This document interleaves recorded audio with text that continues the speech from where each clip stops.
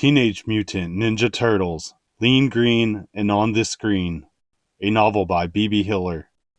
Chapter 1. It was the worst of times. The citizens of New York were being victimized daily by a terrible crime wave. It seemed that nothing and nobody could or would stop it. April O'Neil, crime reporter for Channel 3 News, looked into the camera lens. Those of you who have had watches stolen from your wrists, wallets snatched from your pockets, and TVs whisked from your homes know that this is much more than just a series of small, isolated incidents. There's an organized criminal element at work, and at the moment, business is good. So good, in fact, that nobody ever sees the criminals. It was hard to believe, but it was true. The criminals were so skilled and so fast that nobody ever heard them coming or saw them going. People were beginning to call it an invisible, silent crime wave. But perhaps the most disturbing silence is that coming from City Hall, April said sternly, finishing her report. Like a lot of citizens, April was angry that the police had gotten nowhere solving the crimes. It seemed as if the police were trying to pretend that there wasn't a problem at all. April unhooked her mic. Her work was done for the night. It was time to go home. April said goodnight to the cameraman and the guard at Channel 3. Her old Volkswagen van was in the parking lot next to the Channel 3 studio. As she walked through the parking lot, she thought about the interview she was having with Chief Stearns the next day. She wasn't thinking about the faint tinkling of broken glass nearby. She wasn't thinking about the four dark-clad men taking TV monitors from the Channel 3 truck next to her van. She wasn't thinking about the video camera they removed from the front seat. She was just thinking about Chief Stearns, until the bright parking lot light reflected off the blade of a razor-sharp knife aimed at her. "Bad timing," one of the thieves muttered. "You're telling me," April said. One of the thugs grabbed her. She screamed, but the thug covered her mouth with his hand. April knew the Channel 3 guard was too far away to hear her. April O'Neil, crime reporter, was afraid she was about to become another statistic in the city's crime wave. Suddenly, there was a glint of steel high above her head and the crash of broken glass. Someone, or something, had knocked out the parking lot light. The whole place was pitch black. The thug holding April released her, shoving her against her own van. April couldn't see anything, but she could hear a lot. She heard thumps, grunts, and moans. Somebody was attacking the thugs, and from the sound of things, that somebody was winning. But who could it be? After a few minutes, there was silence. Then April heard the sound of police sirens. When the police arrived, they turned on their searchlights. There, in front of April, were her four attackers, all completely tied up, ready for delivery to jail. There was no sign of whoever had beaten them up and tied them up. The police looked at April for an explanation. There was none. While the police shuffled the thugs into the paddy wagon, April looked around again. There was nothing to explain what happened, except something shiny caught April's eye. It was a strange-looking three-pronged dagger. It was right beneath the broken parking lot light near a manhole cover. April leaned over to pick up the dagger. As she did, she thought she saw the manhole cover rise. She thought she saw a pair of eyes watching her pick up the dagger. She thought she saw something green with a red mask. The manhole cover dropped back into place. April stepped over to it and shone a flashlight through one of the holes so she could peer through another. At first there was only darkness. Then there was a slight motion. She squinted to see what was moving. It looked a bit, just a little bit, like the shell of a turtle. April shook her head, trying to clear the cobwebs. "One of those guys must have hit me pretty hard," she said, thinking out loud. "I'm beginning to see things." Chapter 2. But April wasn't losing her mind, for hurrying through the sewers of the city of New York were four creatures, the very ones who had saved April from the thugs in the parking lot. They were turtles, but they weren't just turtles. They were mutant. They were ninja. "Hey, we're awesome, bros! Awesome! Most excellent! Outrageous! Totally!" And they were teenagers. They called themselves Teenage Mutant Ninja Turtles. Leonardo led the way through the dark tunnels of the sewer. He wore a blue mask and carried katana, ninja fighting swords. In the heat of battle, Leo, as his friends called him, was cool under fire. He was a natural leader, careful and disciplined.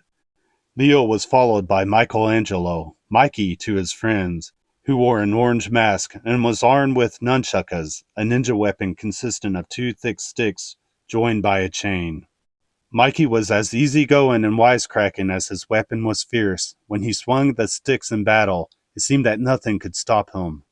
Donatello, called Don, followed Mikey through the sewer. Don was quiet and thoughtful.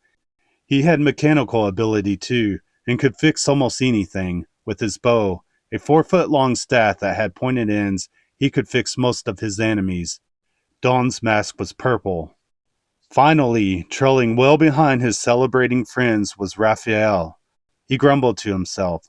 There was a frightening intensity to his anger. He sloshed through the muddy sewer, staring at the one sigh that he had now. His other sigh, or fighting dagger, was in April O'Neil's purse. He vowed to get it back.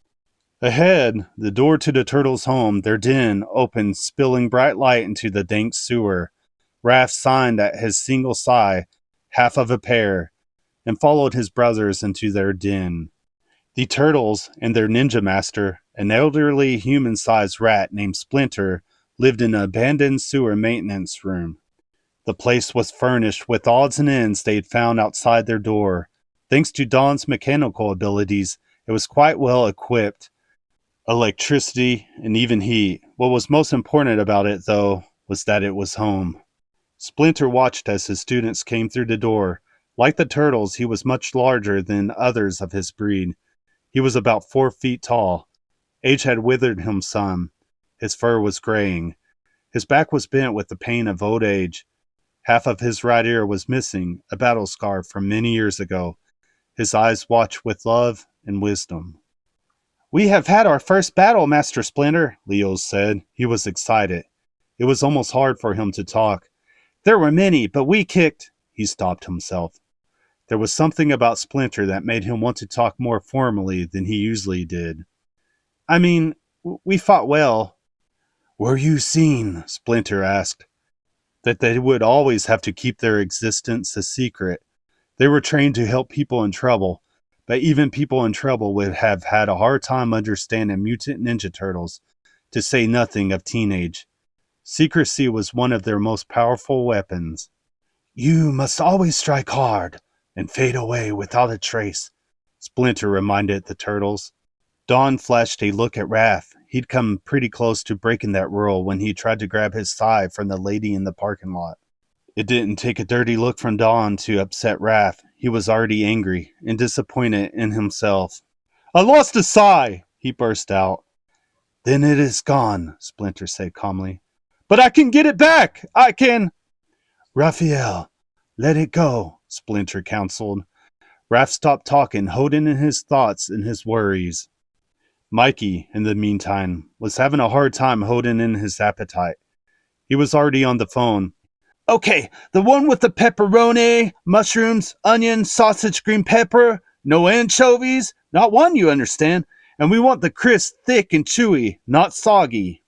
He continued with his very specific cooking instructions while Splinter addressed all 4 of the turtles. "Your ninja skills are reaching their peak," he said. "Only one truly important lesson remains, but must wait. I know it's hard for you here, underground. Your teenage minds are broad, eager, but you must never stop practicing the art of the ninja, the art of invisibility, and Michelangelo!" Mikey had just gotten to the part about extra cheese when Splinter called his name, reminding Mikey that his first job was to listen to Splinter. Pizza could come later, but Mikey hoped not too much later. He got off the phone and listened to Splinter. "You are still young, but one day I will be gone. Use my teachings wisely." Splinter gone? The turtles could barely think of the ideal. Sure, he was old, but I suggest we all meditate now on the events of this evening. The old rat closed his eyes. Splinter was terrific, there was no doubt about it, and the turtles agreed on it. But sometimes the ninja stuff went just a little bit too far for their teenage hearts. This was a time for celebration, not meditation. Dawn slipped a tape into the player and Mikey pushed the button. It was time to rock and roll. Do do do do do do do. Mikey and Dawn began to dance to the music. Leo looked on nervously. He didn't think Splinter would like it. He was right. Splinter was glaring at Mikey and Dawn. Well, it's sort of like meditating, you know? Splinter didn't seem to agree. Mikey and Dawn turned off the music and sat down for meditation. Raph, still upset about the loss of his thigh, wasn't in a meditating or celebrating mood, at least not with his friends. He slipped into his upper world disguise, a trench coat, and a felt hat. He told his friends he was going to a movie. Before anybody could object, he was out the door. Raph was like that sometimes. The others just left him to his own ways. Besides, the pizza would be there soon. Mikey looked at his watch. 23 minutes, he said to himself. If the delivery man isn't late again.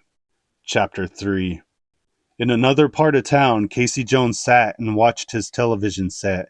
He didn't like what he saw. A crime reporter named June was telling the public about more and more violent crimes. He tried another channel. A woman was about to be eaten by a gigantic monster from Japan. A third channel showed 3 men shooting their guns to the tune of a dozen police sirens. On another channel, cowboys and Indians were fighting one another. Casey turned back to the news. It was less violent. There is no end in sight to the crime wave, and a police spokesman today could offer no further information on progress. There isn't any, he said. Disgusted, Casey turned off the television set. He looked around his apartment. The walls were covered with sports and martial art posters. Almost every surface was cluttered with sports equipment. Casey liked sports, combat with rules, test of skill where everybody had a chance. He didn't much like violence, and he especially didn't like crime waves. The trouble was, what could he do about it? He looked at his hockey mask. He looked at his golf bag full of bats, sticks, and golf clubs. He got an idea. Down in the sewer outside the Turtle's Den, Donatello rode out some lazy S-curves on his skateboard. Michelangelo sat nearby, hunched under the manhole to the street that they thought of as their front door. Meditation was over. It was pizza time, almost. If only the pizza would get there. Nice night, Donatello remarked, looking up at the stars through the grating. Michelangelo wasn't in the mood for a discussion of the weather. Pizza dude's got 30 seconds, he grumbled. Donatello sat down next to his brother. Hey, Mikey, you ever think about what Splinter said tonight? What it would be like without him? Michelangelo didn't answer for a minute. He didn't like to think about serious things. It seemed to him that there were too many serious things in life. He'd rather think about pizza. Time's up! $3 off, he announced. Donatello understood that some things were just hard for Mikey. It didn't mean he didn't care. It didn't mean he didn't think. Mikey just didn't like to talk about them.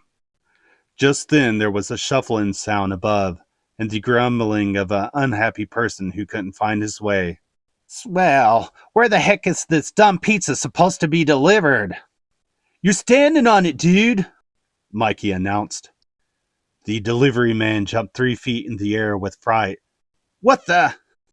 Michelangelo stuck a bill up through the grate. Just slip the pizza down here, man, he said. The pizza came down. Then the man yelled at Michelangelo, Hey, you're $3 short, man. And you're 2 minutes late, dude, Mikey said. Then he began talking like a Chinese philosopher. Wise men say forgiveness is divine, but never pay full price for a late pizza. Mikey and Dawn hurried toward the den's door with their pizza. Above them on the street, the pizza man stared at the grate where he delivered a pizza and been taken for $3. He shook his head. I've got to get a new route, he said. Down in the den, Mikey borrowed one of Leo's katana and used it for what he thought it did best. He tossed the fully cooked pizza into the air. Before it landed, Mike swished at it 4 times, cutting it into 8 exactly equal pieces. It slices, it dices, and yes, it makes French fries 3 different ways. He joked, sounding like an ad for the Dysomatic that he'd seen one night when he'd stayed up too late watching TV.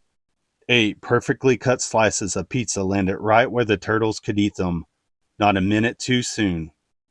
Chapter 4. Raphael made a face as he left the movie theater. He'd seen E.T., the extraterrestrial. He didn't like it at all. Yuck, he said to himself.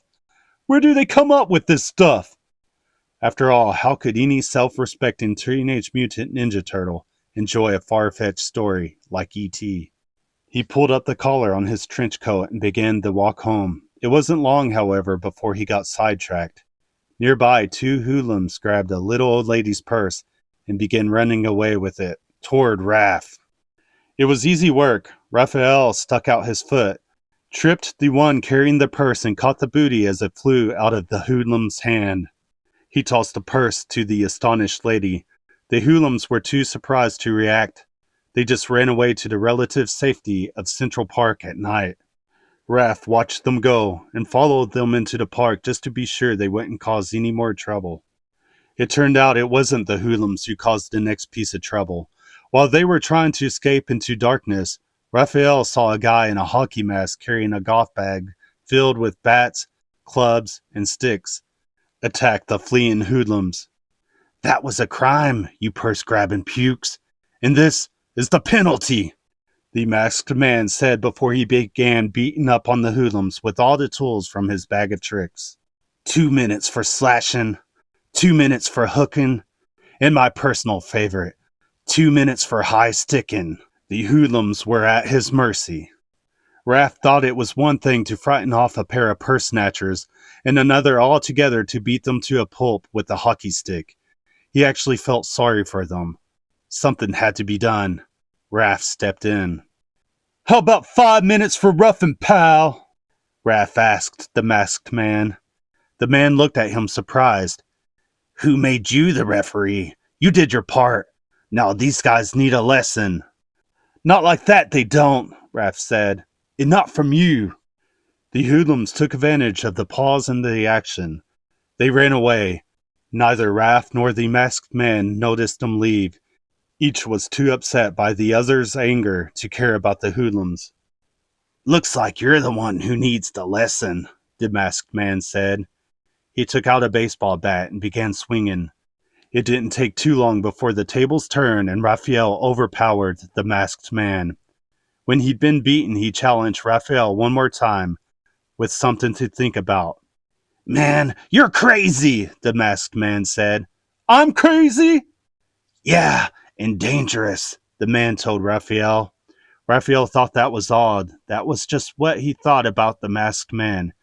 He watched as the masked man disappeared into the darkness of the park. Raphael, come sit by me, Splinter said, surprising Raph on his return. Raphael didn't want to talk to Splinter then. Raph was uncomfortable with what the masked man had said to him, and he didn't want to think about it. Splinter had a way of making the turtles think about things they didn't want to think about. Could this wait until morning? Raph asked. You will listen now, Splinter said. Raph sat down. Splinter lit a candle and began speaking. My master Yoshi's first rule was, possess the right thinking. Only then can one receive the gifts of strength, knowledge, and peace. I have tried to ease the anger you have, Raphael, but there is so much. Anger clouds the mind. Turned inward, it is an enemy. You do not have to face this enemy alone. Do not forget your brothers, and do not forget me. Raphael thought about his anger. In a way, his anger was just as violent a weapon as the masked man's hockey sticks and baseball bats. If that was true, then what he'd done to the masked man was no better than dropping out of a tree to attack 2 hoodlums who had already learned their lesson. Chapter 5. April O'Neil was looking forward to getting to work that day. She was pretty sure she was near a breakthrough on the crime wave. If only she could pin down Chief Stearns. First, however, she had to cope with her boss. Charles Pennington had shown up at her apartment while she was getting ready for work. He had a lot on his mind too, and none of it was helping April. He was just getting in her way while she combed her hair. Charles had even brought his teenage son, Danny, who was sitting quietly in her living room. Danny was a troubled boy. April thought Charles had brought him so he could keep an eye on him. "You could have called me last night, you know," Charles began. "Call it a quirk, but I like to know when one of my best reporters has been mugged." April combed her hair as she answered, "I wasn't mugged, Charles." Strictly speaking, she hadn't been mugged. She'd just been attacked by 4 thugs who were in the middle of a robbery. And then she was rescued by... She remembered the funny 3-pronged dagger in her purse. There was more to this story than anybody knew. Charles seemed genuinely concerned.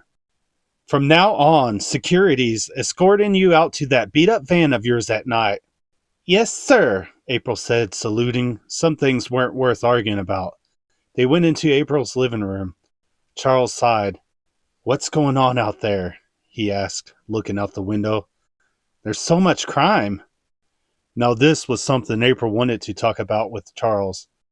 "I'll tell you this," she began. "I've talked to a lot of people in the Japanese community here, and I'm awfully suspicious about the crime wave. Stearns is going to have some answering to do at the press conference this afternoon." April realized that might not make Charles happy. He was friends with the mayor, and every time she gave Stearns a hard time, the mayor called Charles. She decided to change the subject. "Say, how's school going, Danny?" she asked the sullen teenager. Danny began to answer, but Charles answered for him. "Oh, wonderful," Charles said sarcastically. "So wonderful, in fact, that I have to drive him there every morning now just to make sure he goes." Danny pulled his headphones over his ears. "That's what he does when he wants to ignore me," Charles said. "I don't even know where he got the headphones." April knew from the look on his face that of all the things that worried Charles, Danny was the most worrisome, and the one he felt most helpless about. She felt sorry for Charles. She also felt sorry for Danny. However, 2 hours later, when April had to pay a taxi fare and found her wallet was empty, she wasn't so sure she felt sorry for Danny. Although, like Charles, she didn't know where Danny had gotten the headphones, she suspected she knew how he had gotten them. Chapter 6. That afternoon, Donatello flipped on the TV to watch Wheel of Fortune, but it wasn't on. Instead, there was a news conference. Police Chief Stearns was talking about the crime wave. The other turtles came to see. They were interested in this news.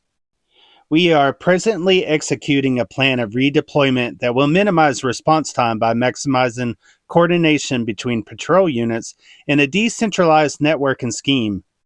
Nobody understood what the chief had just said. The turtles didn't think even Chief Stearns had understood the gobbledygook. "Would you mind repeating that, Chief?" a reporter asked. "In English?" The camera pulled back to show the reporter. It was the same woman the turtles had saved in the Channel 3 parking lot.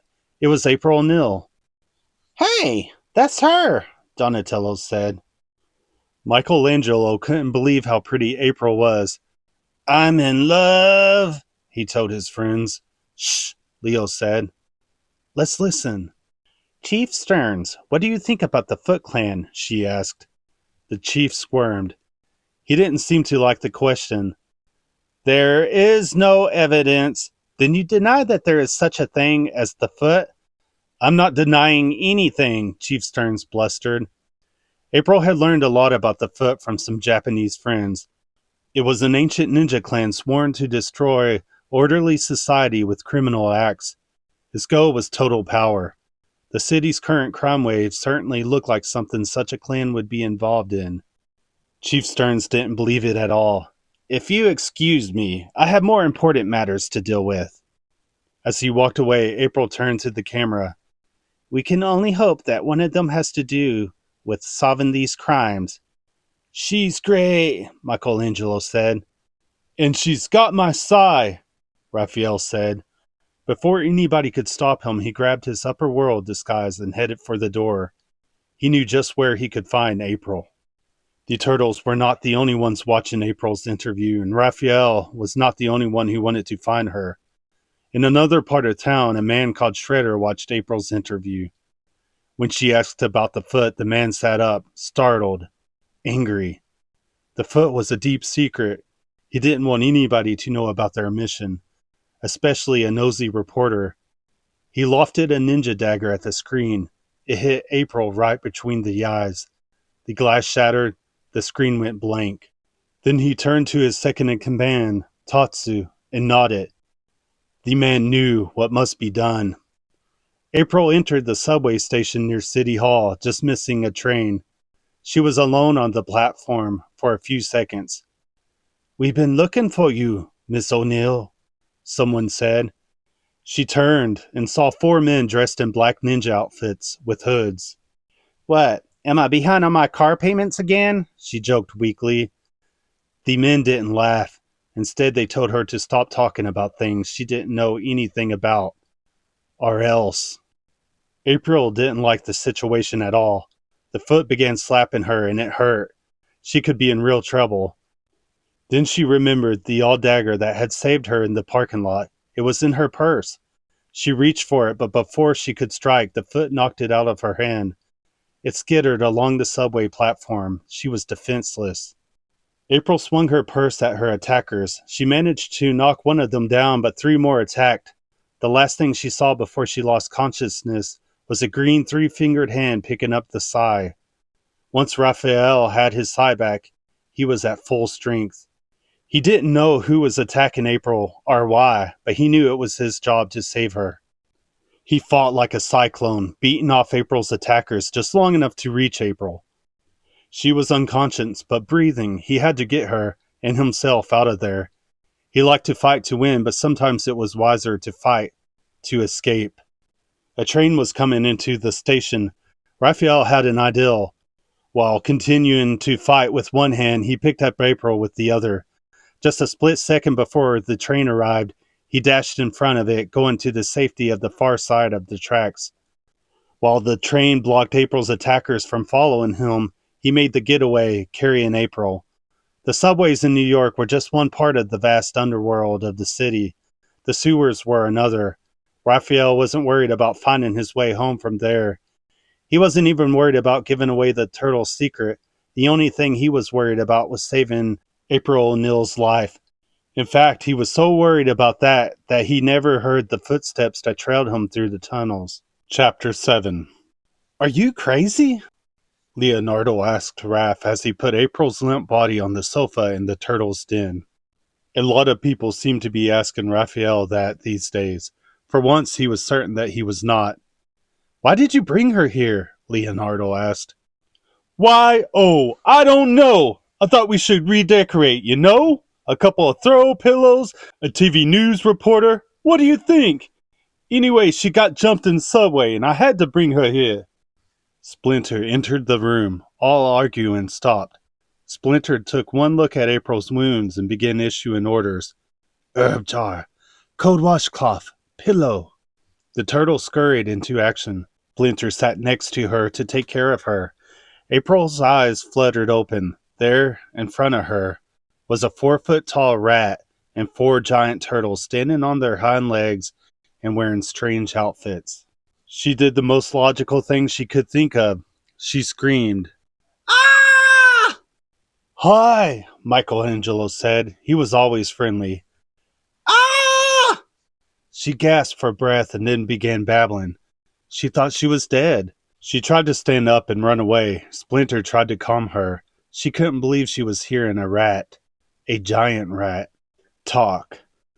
"It's really quite simple, Miss O'Neill," Splinter began. April was too weak and too confused to protest. She sat back down and listened to Splinter's story. Once Splinter had been a normal rat living in Japan, where he was the pet of a ninja master named Yoshi. He had learned all about ninja by mimicking Yoshi's movements. When Yoshi had to leave Japan, they'd come to America, and eventually Splinter had to fend for himself. "One day, I saw an old blind man crossing the street, unaware of the truck barreling down upon him. The truck swerved to avoid him. The truck was loaded with metal canisters of weird chemicals. One of them bounced off the truck. There was a little boy on the sidewalk holding a glass jar. In the jar were 4 baby turtles." "That was us!" Michelangelo interrupted. "Shh! his brothers said. This was their favorite story. It told where they'd come from. Splinter continued. The canister smashed into the jar and then crashed onto the street. Both the jar and the canister broke. Soon the little turtles were covered with a glowing ooze flowing out of the canister. The little boy's mother wouldn't let him touch them. When they'd gone, I put the little turtles in an old coffee can and brought them to my home here, in the sewer. When I awoke the next morning, the can was tipped over, for the turtles had doubled in size. I too was growing. My body grew, but my brain grew even more. I got smarter and smarter as they got bigger and bigger. Soon they began to stand upright, copying my every movement. I was amazed at how intelligent they seemed, but I was even more amazed when they began speaking. They were almost as smart as I was. I could teach them everything I had learned from my master Yoshi. And when it came time to name them, I took a copy of a Renaissance art book that I had found in a storm drain. Now I would like you to meet Leonardo, Michelangelo, Donatello, and Raphael. Each turtle bowed as Splinter introduced him. Get real, April said. Chapter 8. It took the turtles and Splinter another few minutes to convince April she wasn't dreaming, but she finally came around. She even agreed to let them take her home.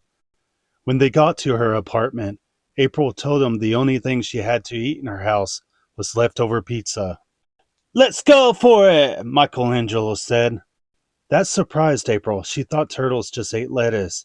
So, what do you guys like on your pizza? She asked. Just the regular stuff, Michelangelo told her. You know, flies, stink bugs, slugs. April gasped.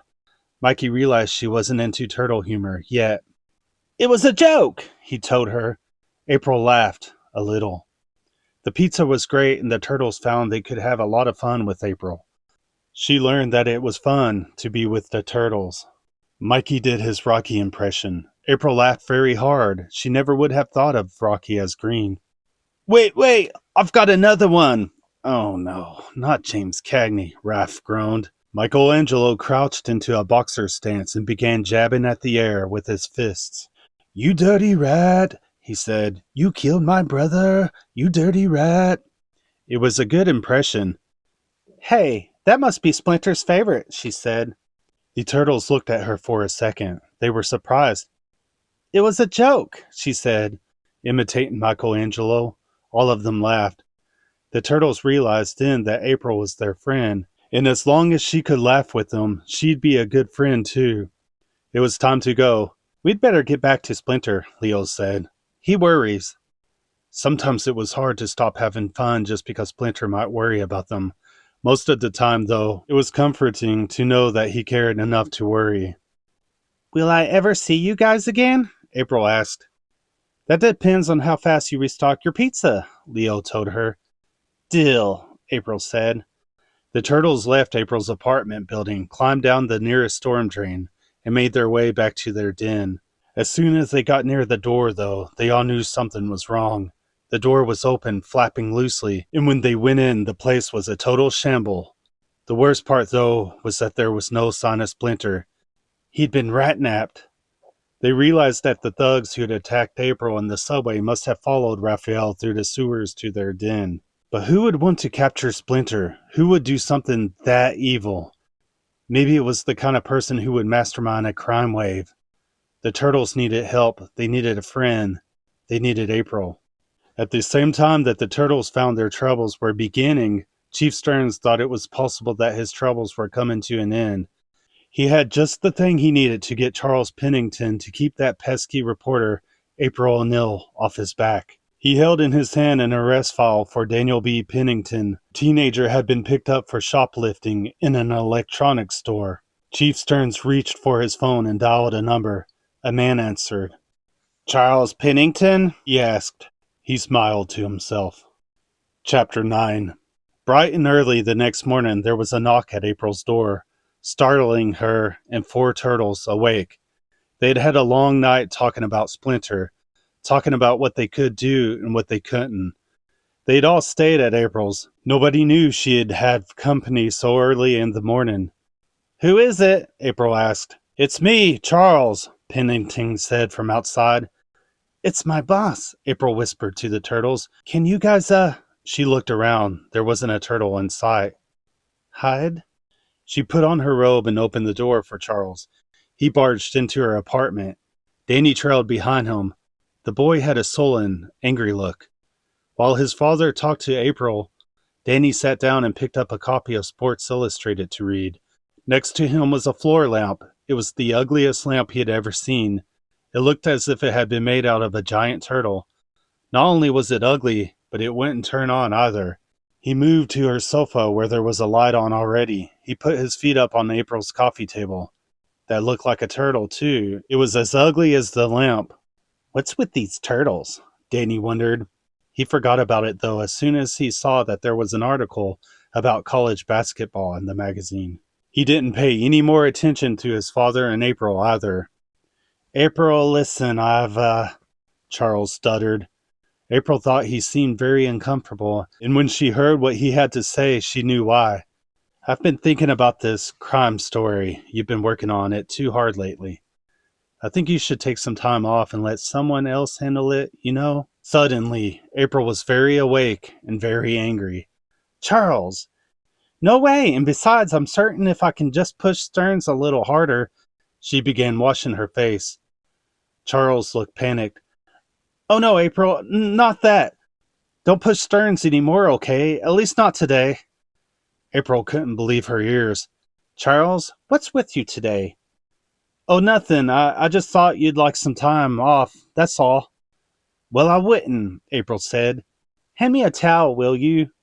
Charles looked around for one. There wasn't one in sight. "Where do you—" He began searching. He reached for the shower curtain. April couldn't let him open it, though. She was certain Mikey was hiding in the bathtub. She couldn't let him see the turtles. "Charles, no!" she shrieked, but it was too late. The curtain flew open and nothing. There was just an empty tub. April thought there was a lot to be said for the art of ninja, invisibility. "What's wrong?" Charles asked. Now April had to explain her shriek. "Wrong? Well, now you've gone and seen mine unsightly bathtub ring." She snapped the shower curtain closed and turned to Charles. "Out," she said. "Out, out." After all, what business did he have in her bathroom anyway? "I have to get ready for work. There's a crime wave going on, and I'm a crime reporter. Sure you won't reconsider?" April spoke to Danny for the first time. "Hey, Danny, tell your dad to relax," she joked. "I wish," Danny said. April didn't think he was joking at all. It took a few more minutes to get Charles out of her place, but she finally succeeded. Turtles began appearing from every corner of the apartment. "That was close," Mikey said, suddenly standing behind April. She was so surprised that she jumped about 3 feet. "Time to switch to decaf, April," he teased. She smiled. A little. Charles grumbled as he sat behind the wheel of his car. Nothing was going right for him. Stearns was on his back, Danny was in trouble with the law, and sure as anything, April was going to try to corner Stearns, which would make Stearns corner Charles, or worse, Danny. Charles took it out on Danny. "I just don't get it, Danny. I make enough money to provide for more than both of us, and you're out stealing. Why?" "I don't know," Danny answered. "You don't know? What were you going to do with that car stereo anyway? Or don't you know that either?" "Sorry," Danny said. Charles couldn't help himself. It was too much. He exploded at his son. "Not as sorry as you're going to be after school," he began as he pulled his car to a stop at a light. "When I get home—" Without a word, Danny opened the door of the car and bolted. He disappeared into an alley before Charles could even open his door. If things had looked bad before. Chapter 10. It was almost time for assembly in Shredder's warehouse. Shredder was the ninja master of the Foot Clan in New York City. His headquarters were in an abandoned warehouse in Brooklyn. Shredder's second in command, Tatsu, hurried to the assembly area. Tatsu was a big man, bald-headed and fierce. He wore a black dogi with a small dragon emblem on it. It was the sign of the Foot. First, he had to pass through the beginners section. Shredder's new recruits were having the time of their lives. They were playing video games in pool, smoking cigarettes, and using bad language. They were doing everything their parents had ever told them not to do. Tatsu knew that when they had had enough fun, they would move on. He strode into the first level training area. There were no pool tables and video games here. It was more like a ninja playground. There, the recruits were studying the fine art of pocket picking. 4 boys surrounded a dummy wearing an overcoat covered with little bells. In most pickpocket training exercises, the purpose was to remove the dummy's wallet without ringing a bell. That was too easy for the foot. On a signal from the trainer, the boys attacked the dummy. In a matter of seconds, every bell had been removed from the dummy's coat. Not a sound had been made. Tatsu grunted. He was satisfied. In the next room, more serious work was taking place. This was where trainers now wearing dogis like Tatsu's studied the deadly art of karate. There were no rules here except one: win. Losers were carried away. One combatant had just finished off an opponent when Tatsu entered. The teenager was pleased with his work. Tatsu thought he had more to learn. Tatsu stepped into the arena and took up where the loser had left off. Without warning, he attacked the tall teenager. The tall teenager blocked every punch and kick with incredible speed, almost as if he could anticipate Tatsu's next move. Tatsu was pleased. He stopped his attack, stepped back, and bowed, keeping his eyes glued to the teenager. The teenager returned the bow, looking politely down to the floor. Tatsu attacked. In a split second, he had the boy pinned. "Never lower your eyes to an enemy," he hissed. It was a lesson the boy would remember for a long time. Tatsu left the room, heading for the assembly area. The bell would ring soon. The boys would gather soon. He would be there, ready.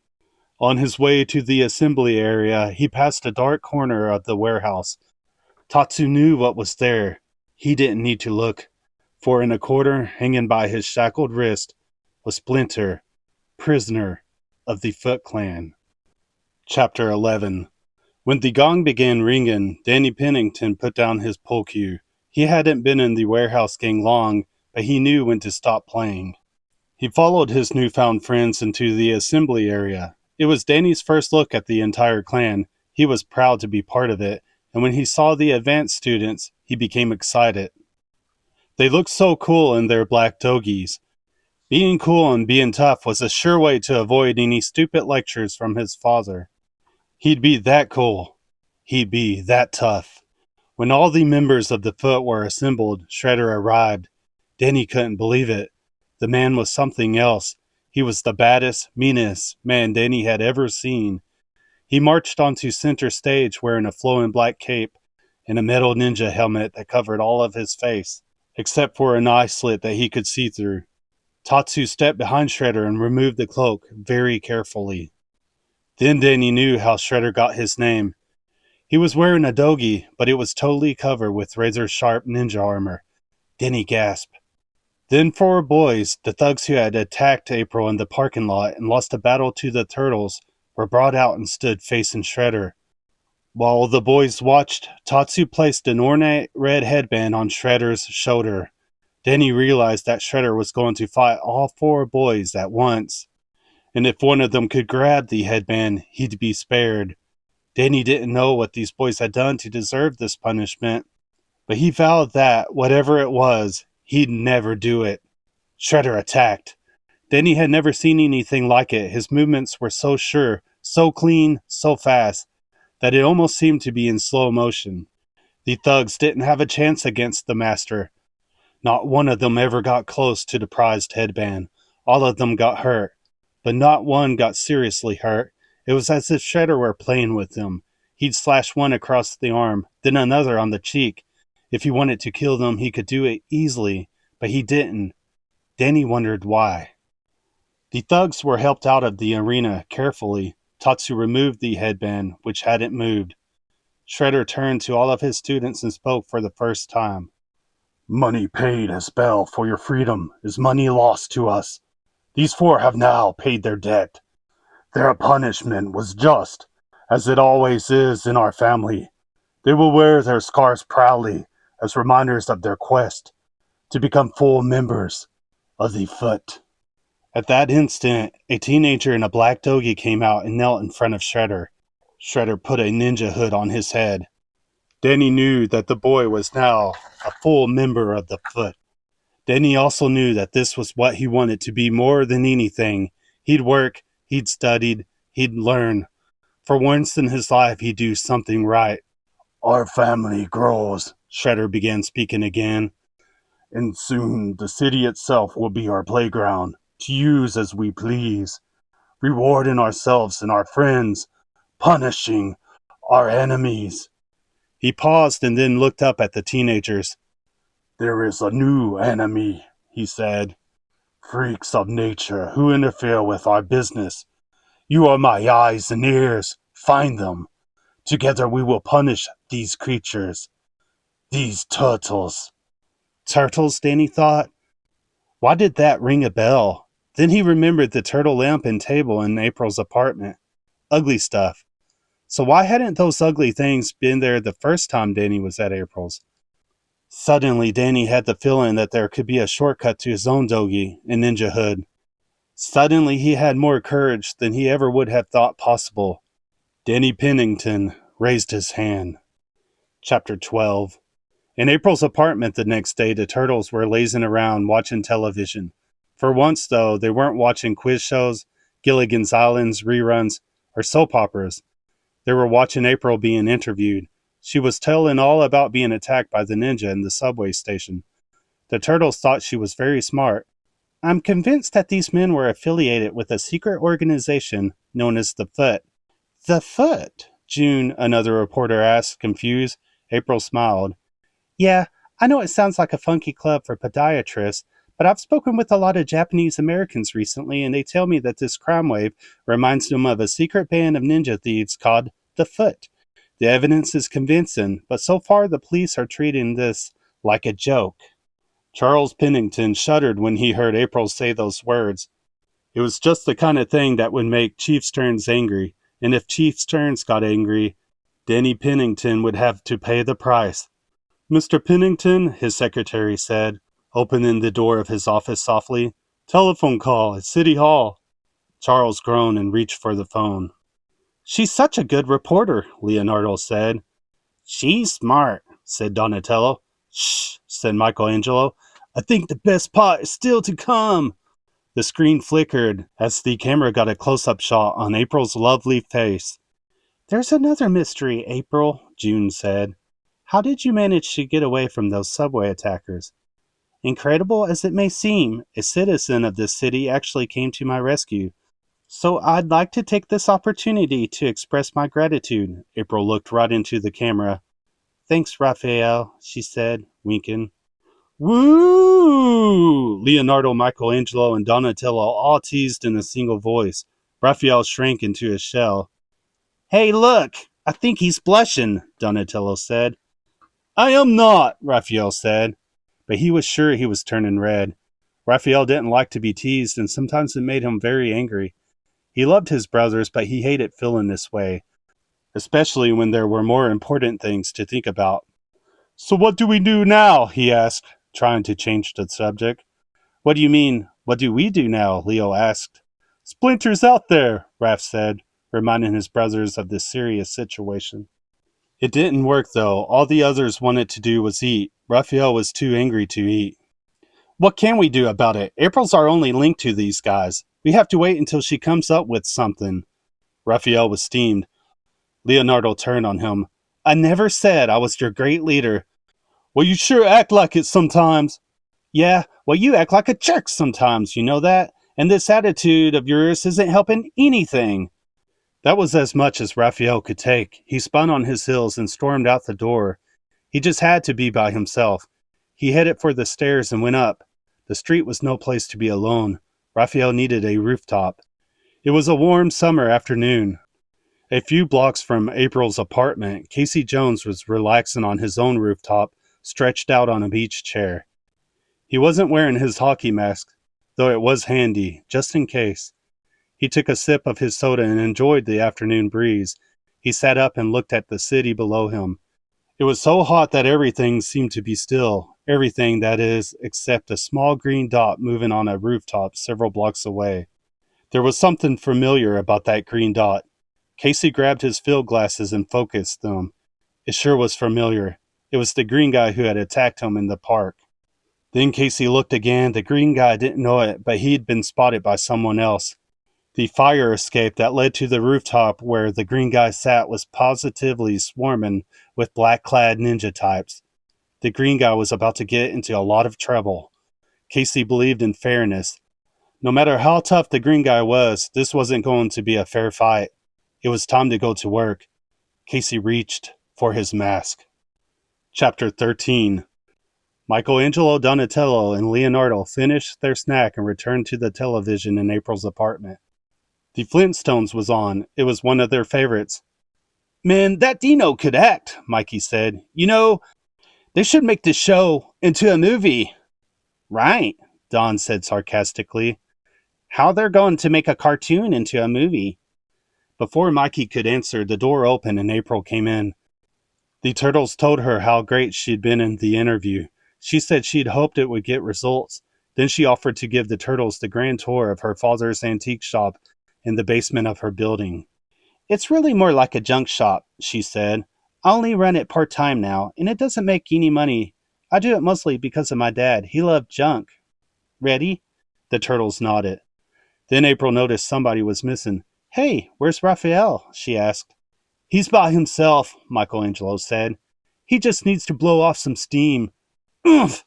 Raph said as 3-Foot Clan Ninja slammed his body against a wall. His sigh clattered over the edge of the roof. Raph got his breath. "I thought you guys used the subway," he joked, recalling his last battle with the dogi-clad thugs when he saved April. The Foot attacked him. He repelled their attack, sending several of them down the fire escape. More took their place. He knocked them unconscious. "You guys must be studying the abridged book of ninja fighting," he joked, facing 2 more attackers. That was his last joke, for those 2 were followed by dozens more. Soon the whole roof was swarming with Foot, and they all had the same goal: Raphael. "Hasn't Raphael been gone a long time?" April asked the others as they explored the shop. "Nah, he does this all the time. He likes it," Donatello told her. The Foot dragged Raphael's beaten body down the fire escape. His shell thumped along the metal steps. He was completely unconscious. "Are you sure Raphael's okay?" April asked, leading the trio back up to her apartment. "Don't worry," Donatello assured her. "He'll probably be back any minute now, threatening to huff and puff and blow your house." He was interrupted by the tremendous crash of breaking glass as Raphael's body came flying through April's skylight. Before his brothers could begin to take care of him, the entire apartment was completely filled with the Foot. Leonardo, Michelangelo, and Donatello were fighting for their own lives as well as Raphael's and April's. The Turtles were good. They were very good. Splinter had taught them well. They had learned to fight honorably and well. They'd learned to win, but they had never learned to be enemies who outnumbered them by 100 to 1. They didn't have a chance to win, and then the odds got worse. More Foot arrived. There were so many ninja soldiers and the fighting was so fierce that the old structure of April's apartment building couldn't take it anymore. The floor collapsed. Dozens of Foot, plus April and the Turtles, tumbled helplessly into the junk shop. Fighting resumed. "Hey, one of these guys must know where Splinter is," Leonardo shouted to Don and Mike. "Don't knock them all out." Mikey watched a new wave of Foot arrive. "I don't think that'd be a problem, Leo," he said. They all knew he was right. "Man, we could really use Raph about now," Michelangelo said, trying to hold off half a dozen attackers by himself. Raph was out of the battle, though. April was with him. He was alive, but he was unconscious. Then more reinforcements arrived, this time on the side of the Turtles. Casey Jones entered the shop in full battle gear, hockey mask and goalie stick. "Who is that?" Leo asked. Michelangelo looked at Casey Jones. He was enormous, and he was going to help them. "Wayne Gretzky? On steroids?" he suggested. Right then, it didn't matter who he was. The only thing that mattered was that he was on their side. "Yeah," Casey said, jumping into the fray. "Hockey night in Canada." He began swinging his stick. Foot began falling, but not enough of them. There were too many to be beaten. The only chance they had was to escape. "Follow me," April said, pulling Raphael into a corner of the shop. With Leo's help, they moved a bookcase aside. "My grandfather used the secret entrance when he was selling something more than junk during Prohibition," April explained. "It might just slow these guys down enough for us to get out of here." As soon as the door swung open, the turtles and April were in the tunnel. Casey, who was not as exhausted as the turtles, held off the foot for the others to escape first. When they were safe, he prepared to enter the tunnel himself. Just before the door closed, Casey heard April's phone ring. He heard her machine answer it. He heard the message. It was Charles Pennington. "Look, I'm sorry, April, but you're fired." It was a perfect end to a perfect day. Chapter 14. Casey drove April's van for their escape. The turtles tended to Raphael and to their own wounds. April looked out the rear window of the van. She watched the fire that was engulfing her shop and her apartment. It seemed as if everything that mattered to her was going up in smoke. It was one thing when thieves stole money and jewels. That was bad enough. It hurt more, however, when they stole your past.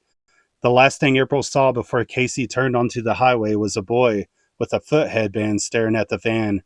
He looked familiar to April. Danny Pennington? No way, April told herself.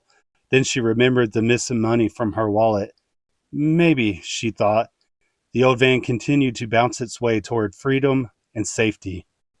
Meanwhile, Splinter was still a prisoner in Shredder's warehouse. He had been beaten by Shredder and had new wounds to prove it. It didn't matter. In spite of the pain, he was feeling good. Shredder was angry because the turtles had fought so hard and had hurt so many of his men. If Shredder was that angry, it meant that the turtles had escaped and were still alive. Splinter looked up when a boy walked in. It was Danny Pennington. He seemed almost lost in thought. "How can a face so young wear so many buttons?" Splinter asked. "You can talk," Danny asked in surprise. "And I can also listen." Danny didn't want to talk then, he just needed to think. Things were so complicated. Danny left Splinter and wandered into the Foot Locker room. There he saw the battered warriors resting and hanging out after the battle. Danny stood to the side and observed. He'd seen these boys fight bravely, nearly losing to the turtles. They were so skilled, so strong, yet. Suddenly the door flew open and Tatsu marched in. He was furious at the warriors because the turtles had survived and escaped.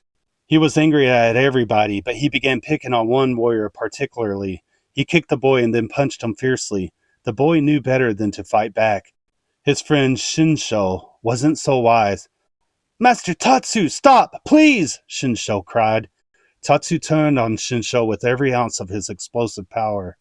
He caught Shinsho unprepared with a roundhouse kick that sent him flying across the room, slamming him into the wall. His limp body slipped to the floor. He lay still, dead. Danny didn't move. He thought of Shredder, remembering how he had talked about family. He thought about his own family, his mother, his father. He thought that he had a lot more thinking to do. Chapter 15. April took Casey and the turtles to a farm in upstate New York that belonged to her family. It was far away from the city. April thought it would be a good place for them to hide. Raphael would have a chance to get well. They'd have time to make a plan to beat the Foot and save Splinter. There were just a few problems in their way, though. Casey was a good mechanic and could fix anything. That was a good thing because many things at the farm were broken, including April's van. But it seemed that the thing Casey was the best at was hurting people's feelings and calling them names. Like the way he told April about the message Charles had left on her machine right before they escaped. "This is a good news, bad news situation," Casey said. "The bad news is that the car is broken because the block's got a crack in it about the size of the San Andreas font. So you'd have to walk 4 miles to the neighbors to call Charles and tell him you're taking some time off. The good news is that you don't have to make the trip. Charles called you. I heard him leave a message on your machine. You got fired." April thought Casey was the most insensitive man she'd ever met. The turtles had spent their entire lives living, learning, and working together. They had always been an inseparable quartet. The beating they had taken at the hand of the Foot seemed to end all that. Raphael, critically injured by the Foot, spent his days in a bathtub half filled with water. His pulse was weak, his breathing tortured. And worst of all for a turtle, his shell was soft. He was alive, but just barely. Leonardo almost never moved from Raphael's side. There was nothing he could do for his brother, but being with Raphael was like being by himself. That was what he wanted. Michelangelo trained. He spent all his time in the barn working on his ninja skills. He concentrated so hard on the skills of battle to death that it seemed he'd forgotten about life. Donatello spent his days next to Casey trying to repair things around the farm. They fixed an old truck, they unclogged the well, and they patched up the roof. They also chatted constantly. "No way, atomic mouth," Donatello said. "Barfaroni." "Camel breath." "Dome head." "Elf lips." "Gack face." "Hose brain." They could repair anything but the way they treated each other. April, too, spent time alone. She found a diary she'd begun when she was a little girl and started writing in it again. In spite of the fact that Charles had fired her, she was a reporter. She wrote about what she saw going on around her with her friends and Casey. She drew pictures of each of the turtles. She liked what she drew. The first ray of hope came when the turtles had been in the farm for 4 days. Raphael awoke. He lifted his head a few inches. "Hey," he whispered to Leo.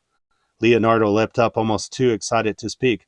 "Raph, you're awake. How do you feel?" "What's a guy got to do to get some food around here?" Leo dashed to the doorway and yelled, "Hey, he's awake! Bring some food!" He returned to his brother. With ninja speed, food arrived. So did April and Donatello. April watched the reunion. It was a chance for Leonardo to apologize for teasing Raphael. Apologies weren't easy for anybody, but with the turtles, it seemed as though it was necessary. It was important and it was touching, but there was something missing. Later, April wrote in her diary, "The turtles are 4 once again, and yet they're still not whole. But I think I understand. A lingering doubt remains, an unknown that they can't bear to face, their greatest fear." Later in the darkness of the country night, Michelangelo sat on the roof of April's barn, thinking. He was glad that he and his brothers were alive. He was glad that they were safe. He was glad that April was with them. But something was missing, something big.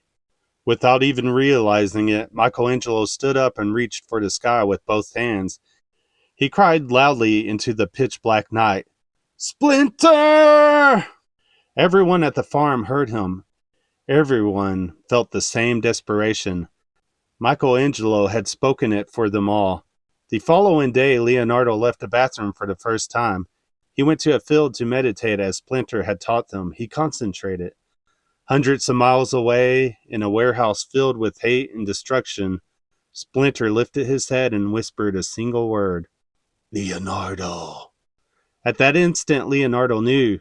He ran back to the farm. He was almost out of breath when he arrived at the porch where his brothers were drinking lemonade with April and Casey. "He's alive," Leo told them. "Splinter's alive." The others thought maybe the whole situation was just getting to be too much for Leo. Yet could it be? Chapter 16. That night, Leo took his brothers to the woods to meditate. They lit a fire and sat around it. "Leo, if you dragged us out here for nothing," Raphael began. "Don't worry," Donatello told Raph, pulling out a bag of marshmallows. "I came prepared." "Put those away," Leonardo said. "Now just do what I told you. Everybody close your eyes and concentrate. Concentrate hard." They did, and when they were all concentrating together on the same thing, it seemed as if the flames of the fire changed. It took some time, but when it was done, it was unmistakable.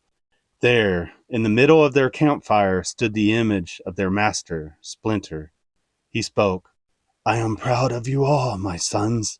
Tonight you have learned the final and greatest truth of the ninja.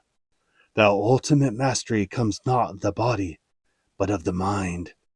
Together, there is nothing your 4 minds cannot accomplish. Help each other. Draw upon one another." The image began to fade, but Splinter continued talking. "And always remember the true force that binds you, the same as that which brought me here tonight, that which I gladly return with my final words. I love you all, my students, my sons, my family. Splinter's image disappeared. His final word echoed in the woods. Family. 4 turtles sat around the fire, the same as they had been just a few minutes before, but very different too. They were no longer 4 individuals. They were one team. They were family. They began their real work together early the next morning. Everything was different. Everything was better. The turtles found skills they never would have imagined they had. Hey, look, Leo said. He turned his mask around so it was a blindfold and drew his katana from its sheath. Okay, now attack me, all 3 of you, at once. His brothers looked at him as if he'd lost his shell. Give me a break, Leo, Raph said. You'll get hurt, Don told him, truly concerned. Come on, Leo said, tapping Raph on the shoulder with the side of the blade to egg him on. Knock it off, Leo. That hurt, Raph said. Leo tapped him again, harder. It was enough to ignite Raphael's short fuse. He drew his sai and attacked. Leo defended himself, knocking the sai out of Raph's hands without hurting him at all. It was as if Leo could see right through the material, but he couldn't. They all knew that. Then all 3 attacked. Leo used his newfound skills to repel the attacks quickly, disarming all of his brothers. When his work was done, he turned his mask around and smiled triumphantly. His brothers were impressed. Radical, Michelangelo said. I think you're going to have to teach us this one, Donatello said. Splinter did the teaching, Leo said. I'll just show you how. It was the ultimate weapon, the 6th sense. It was mind over matter, and the turtles trained to be able to use it in concert with all their other weapons. They trained hard. It took time to hone their skills, but as they worked, they learned. And as they learned, they became even more united. April and Casey couldn't believe the change in their friends. It was unity, and it was love. It was so dramatic that Casey and April couldn't help being affected by it themselves. Their own anger seemed to dissolve. Their bickering stopped. Their friendship began. A few days later, April and Casey were sitting on the farmhouse porch, relaxing and chatting. 4 turtles suddenly appeared before them. They looked very different from the 4 turtles who had arrived at the farm a few short weeks earlier. These 4 were healthy, strong, confident. Once again, they were the indomitable Teenage Mutant Ninja Turtles. Leonardo spoke for them all. It is time to go back. Chapter 17. It was a mess, but it was home, and the turtles were glad to be there. The turtles, April and Casey, were tired after their long drive from the farm. Casey didn't seem to like the den very much, though. Great, just great. First it's the farm that time forgot, and now this. Why don't I ever fall in with people who own condos? April gave him a nasty look. He didn't get the hint. I guess it's hard to get good maid service in a sewer. Maybe you should try Roto-Rooter. Casey thought that was pretty funny. Nobody else did. Quit complaining, April said. It's just for a little while. Boy, I'm hungry, Michelangelo said. He looked at the kitchen cabinets. I wonder if there's anything... There was something, but it wasn't something to eat. There was a strange loud noise from the cabinet. Don and Mikey drew their weapons and each took a handle of the cabinet. On a signal, they tugged the doors open and out tumbled Danny Pennington, April said, very surprised. Danny had the oddest way of turning up at the most unlikely times. Danny's arms flew up as soon as he spotted the ninja weapons. Don't shoot, he said, terrified. I don't think it's loaded, kid, Raphael said, teasing a little. Danny crawled out of the cabinet. He told April that he'd run away from home and found this hiding place. April tried to get him to call his father. She knew how worried Charles would be. No, please, Danny begged. Can't I spend the night with you guys? I'll call him in the morning. I promise. Well, finally she agreed. The friends settled into the den for a restful evening and a good night's sleep. April told Danny where they'd been and some of what had happened. She showed him the sketches she made of the turtles. Boy, these are good, he said. She was pleased. You think maybe I could have one? April couldn't resist his admiration. Sure, she said. She gave him a sketch of the turtles training with masks. He folded it carefully and put it in his pocket.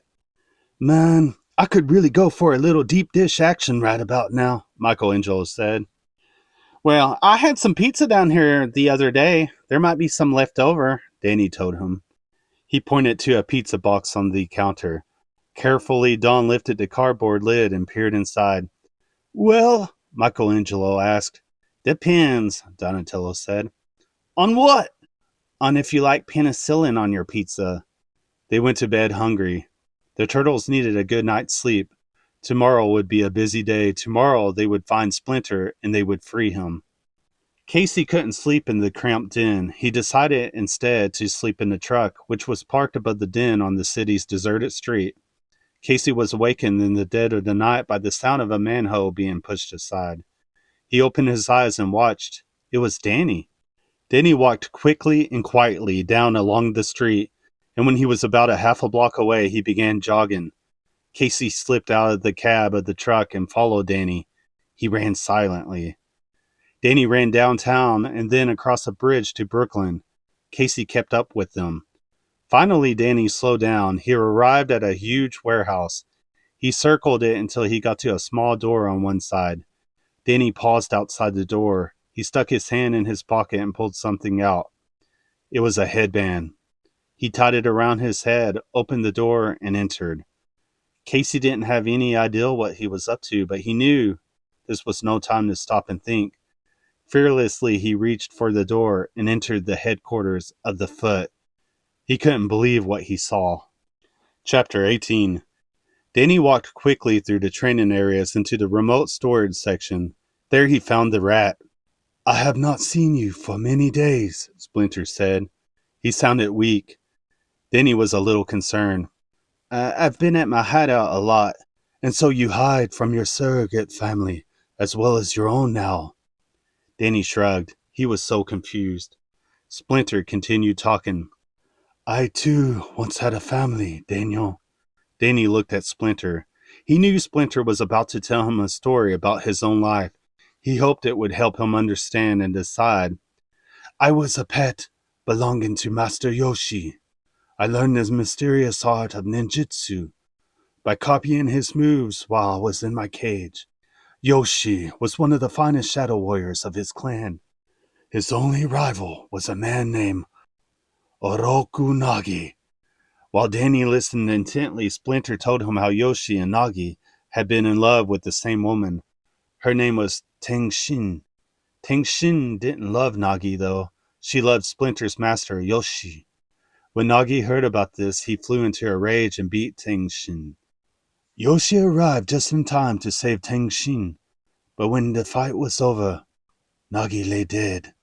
Danny knew how serious it was if members of a clan killed one another.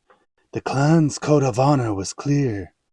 Yoshi must not take his own life, but my master felt he had done nothing wrong, and so decided to flee with Tengshin and me to America. Danny was fascinated to listen to Splinter's story. What a life the Rat had led. Nagi was dead, Splinter continued, but he left behind a younger brother, Oroku Saki. Saki promised the clan to track down my master. He trained with hatred and became the most feared ninja warrior in all Japan. He turned the clan from one of honor to one of death and thievery without honor. When he was ready to fulfill his vow, he, too, came to America. Splinter spoke more quietly now. I remember when my master returned home to find his beloved Shin had been murdered. Then he saw her killer. Saki wasted no words. He attacked Yoshi right away with his katana. When he swung it for the first time, he knocked my cage on the floor and it broke. I leapt to the man's face, biting and clawing, but he threw me back to the floor and took one swipe with the sword. In an instant, half my ear was gone, but that wasn't the worst of it. With the same swipe, he killed Master Yoshi. Danny felt Splinter's deep sadness at the loss. Whatever happened to this Saki guy? Danny asked. No one really knows, Splinter said. Then he looked deeply into Danny's eyes. But you wear his symbol upon your brow. Without thinking, Danny reached up and felt the headband he'd just put on.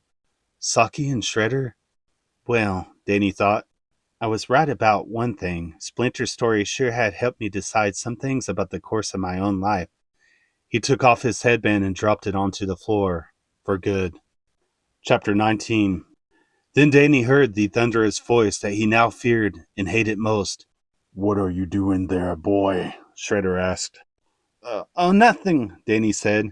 He tried to sound as innocent as possible. It didn't work. Shredder didn't believe him. Almost as if he knew where he'd find something, Shredder went into Danny's pocket. Tatsu watched while Shredder pulled a carefully folded piece of paper from Danny's pocket. He opened it slowly. It was April's drawing of the turtles. Beneath his helmet, Shredder paled. He knew what it meant. They're back, he said. Then his eyes seemed to light with a fire of hatred.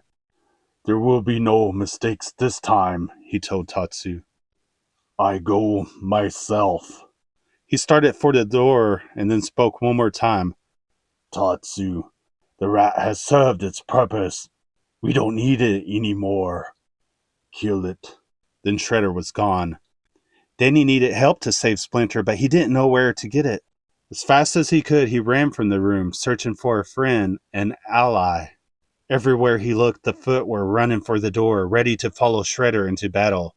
Where could Danny get help? Ooh, he said, as he stumbled and fell down.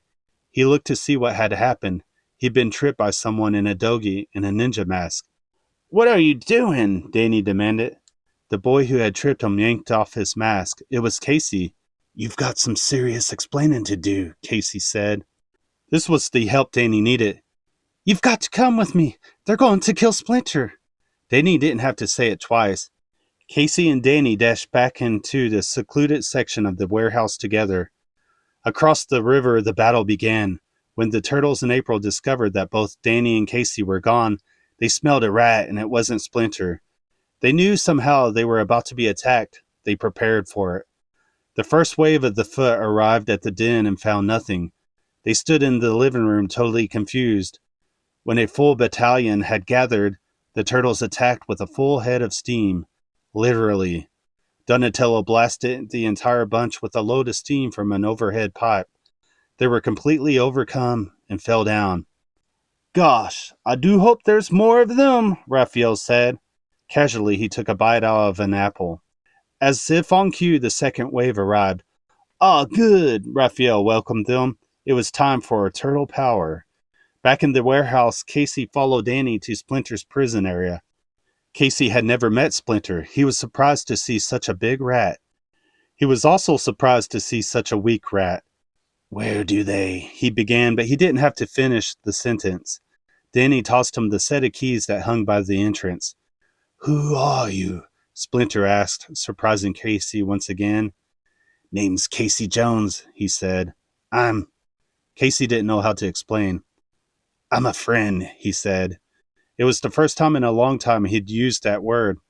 Casey had forgotten what friendship was until the turtles had taught him. This was no time for philosophy, though. He finished unlocking Splinter.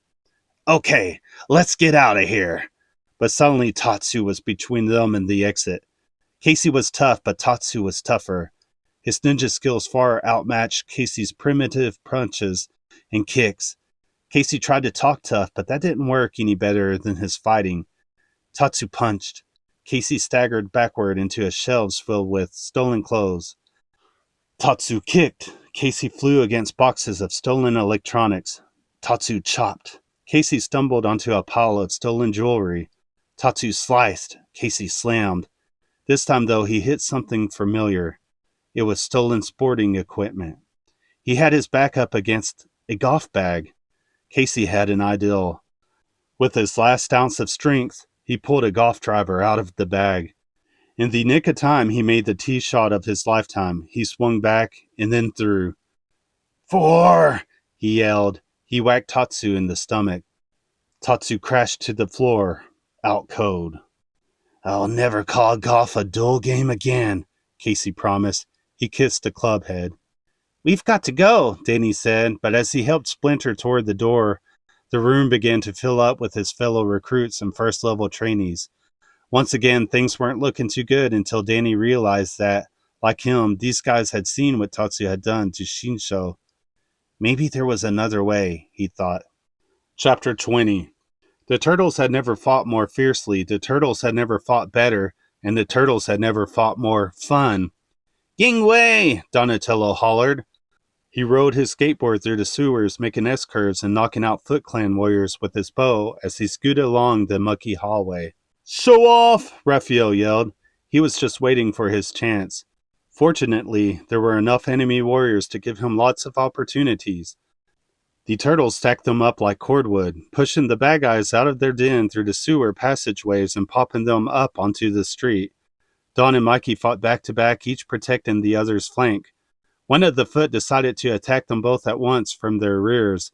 The turtles simply moved closer to one another, squeezing the helpless Foot soldiers with their shells. Mikey glanced over his shoulder at the fallen fighter. Looks like this one's suffering from shell shock, he said. Don tried not to laugh. He couldn't help himself. It felt too good. I guess we can really shell it out, Donatello suggested. Mikey laughed at the same time as he fended off 6 more attackers with his nunchucks. You guys have got it all wrong, Raph said. It was a shell of a good hit. His swirling sigh took out 3 Foot Clan as he spoke. All right, Mikey said, finishing off the last of his half-dozen attackers. Once the den and the sewer entrance were cleared of Foot, the turtles began chasing the guys onto the street. Leonardo and Raphael chased some stragglers up a fire escape. Mikey joined in on the fun, but he was so busy chasing that he didn't notice he was being followed until he heard the grunt of a ninja thrust. He turned around just in time to see a razor-sharp katana aimed at his neck. He did the only logical thing. He pulled his head into his shell. The surprised attacker lost his balance and tumbled onto the street. I love being a turtle, Mikey said. Within a very short time, the roof was nearly cleared of Foot Clan. Suddenly, there was a hushed silence among their attackers. Those who were still standing stopped fighting and stood aside. Then the turtles got their first look at their real enemy. It was Shredder. Anybody have any idea about who or what this is? Leo asked his brothers. I don't know, Michelangelo said, looking at Shredder's bladed armor, which was sparkling in the morning sun. But I bet he never has to look for a can opener. Shredder ignored the humor. You fight well in the old style, he said. But you've caused me enough trouble. Now you face the Shredder. He looked like a king waiting for his courtiers to bow. The Shredder? Donatello asked. It sounded very weird to him. Michelangelo shrugged. Maybe all that hardware is for making coleslaw. Nobody laughed. Shredder twirled his 6-foot-long bow and set himself for battle. I've got him, Raphael claimed. Shredder knocked him flat in less than 2 seconds. The turtles attacked, one at a time, but they couldn't beat Shredder that way. They'd never seen anyone or anything like him. One-on-one was way out of question, no matter how many wisecracks they made. The turtles were too busy working on a strategy to beat Shredder to notice what was happening below. Casey, Danny, and Splinter arrived, bringing with them new allies. All the recruits who had seen Tatsu's attack on a member of his own family were now ready to join up with the turtles to defeat Shredder, if it could be done. Okay, guys, teamwork! Leonardo reminded his buddies. They didn't need a reminder, they attacked as one, and Shredder repelled them as one. He knocked them on their shells, slapping them away like so many gnats. Mikey rubbed his head and turned to his brothers. Now, at exactly what point did we lose control here? He asked. Donatello shrugged. Maybe somebody ought to tell him that we're the good guys. Raphael turned to Leonardo. This was time when they needed his leadership more than ever. Any thoughts? Raph asked. Just one, Leonardo said. That this guy knows where Splinter is. It was the thought they all needed to share. They prepared for a new and tougher attack. Meanwhile, down on the street, Casey noticed that there were a whole bunch of recovering Foot who were preparing to climb up the fire escape and join in the fray. The turtles had it tough enough against Shredder. They didn't need any more enemies. He hopped into the cab and backed the monstrous vehicle right up to the building, mashing the fire escape. All the ninja who were trying to climb up found themselves tumbling down. "Welcome to Garbage City, Humpty Dumpty," Casey said proudly. Up on the roof, Shredder had once again repelled the turtles, but not before they drew blood. Shredder was surprised and a little concerned. "Where's Splinter?" Raphael asked. His voice was filled with quiet fury. His anger was controlled and focused. Shredder smiled. It was a cruel smile. "Oh, the rat, you mean, so it has a name. Or I should say, had a name." The implication sank in immediately. All of the turtles' cool anger turned red hot instantly. Leonardo couldn't control himself. He flew at Shredder in a rage. Just as fast, Shredder disarmed him, threw him to the floor of the roof, and put his foot on him triumphantly. "He dies," he said as the other three prepared to attack. They stopped instantly. "Throw down your weapons now," he commanded, nodding toward the roof's edge. Raphael, Donatello, and Michelangelo tossed their weapons over the edge of the roof, believing it was the only way to save Leonardo's life. Shredder laughed. "Fools! The three of you might have overpowered me. Now your fate will be his!" He raised his bow to stab Leonardo through the heart. The turtles gasped, and then they heard the voice they thought they would never hear again. "Sake!" Splinter called. All movement on the roof stopped. Chapter 21. Shredder took his foot off Leonardo and turned to face Splinter. The turtles understood that Shredder's real enemy was Splinter. They also knew that Splinter and Shredder must now do battle to the death. "Yes, Oroku Saki," Splinter said, using the warrior's Japanese name. "I know who you are. We met many years ago in the home of my master, Hamato Yoshi." Then Shredder realized who Splinter was and how Splinter and his turtles had learned to fight so well. "And now I will finish what I began with your ear," Shredder said when he growled. It sounded like the fiercest, angriest animal who had ever prowled. He ran straight at Splinter with his bow pointed toward the rat's heart. Shredder never saw Splinter's nunchuk spin. He never saw them fly. He never felt them wrap around his bow, tightening with each whipping rotation and yanking it from his hand. The power of the chuck swept Shredder right off to the edge of the roof and took him flying into midair. "Death comes for us all, Oroku Saki," Splinter said calmly. "But something much worse comes for you. For when you die," he said, watching Shredder soar toward the street, "it will be..." Shredder's limp body landed noiselessly in the garbage truck. "Without honor," Splinter finished. The jaws of the garbage truck opened. Shredder was swallowed by them, joining all the other garbage. They clamped shut. Shredder disappeared into the morass. The remaining Foot Clan dropped their weapons in total submission to Splinter and the turtles. The victors almost didn't notice, though. The turtles were too busy hugging Splinter, and he was too busy hugging them back. Chapter 22. Within a few minutes, the street was filled with police, ambulances, fire trucks, and even the Channel 3 news van, which was carrying Charles Pennington. Danny spotted his dad first. He knew he had a lot of work to do to make up for all the trouble he'd caused. He wanted to start right away. But before he reached his father, he found April. "Here," he said, handing her $23. "What's this for?" April said, confused. "It's something I owe you," he said. "Trust me." April looked at the money, then she remembered her wallet. She could still hear Danny's words, "Trust me." For the first time in a long time, she thought she could trust him. She watched him hug his dad. That was going to be a story with a happy ending. Then April watched as Chief Stearns rounded up the tattered remains of the foot. She wished she could be a fly on the wall when Chief Stearns had to admit to the world that she, April O'Neil, had been right. But April O'Neil wasn't a reporter anymore. She'd been fired. Or had she? Within a few minutes, Charles was positively begging her to come back to work. "But April, I told you there were circumstances. I needed you to cover this." April walked away. He followed her. "Well, I don't know, Charles. You know, Mae Williams over at Channel 5 has her own office. You can have an office. She's also the highest paid field reporter in New York." Charles looked at the story going on around him with no reporter to tell it. He swallowed his pride. "Now you are the highest paid in the city."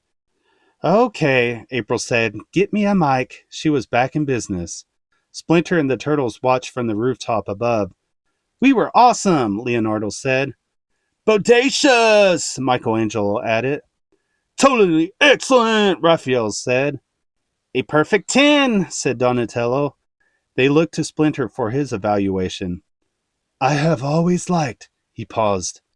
They waited. Cowabunga! Cowabunga! They all said in unison. Then they gave one another the high threes that their hands allowed. Victory was sweet. Chapter 23. A few days later, April and Danny entered the offices of Marquee Comics. They had an appointment with the publisher himself. After a long wait in the reception area, a secretary ushered them into Mr. Cushman's office. It was spacious and had huge picture windows all along one wall. The other walls were covered with comic book covers featuring such weird creatures as Amazing Aardvarks, Mighty Marsupial, and Nuclear Nightwing. These were some of Danny's favorites. That's why they had chosen this particular company for April's proposal. April handed Mr. Cushing an envelope. He opened it and pulled out her drawings. They were the sketches she had made of the turtles while they were training at the farm. Mr. Cushing examined them carefully, but April couldn't help notice that his eyebrows kept popping up. These are very interesting, Miss O'Neill, he said after a few minutes. But as the basis for a comic book, I'm afraid the ideal is just too... He searched for a word. April and Danny waited. Too far-fetched. Mr. Cushing was very surprised to see that April and Danny were almost laughing when he said it. He would have been even more surprised if he turned around right then. He would have seen 4 very far-fetched Teenage Mutant Ninja Turtles clinging to his picture window with suction cups, laughing hysterically. The end.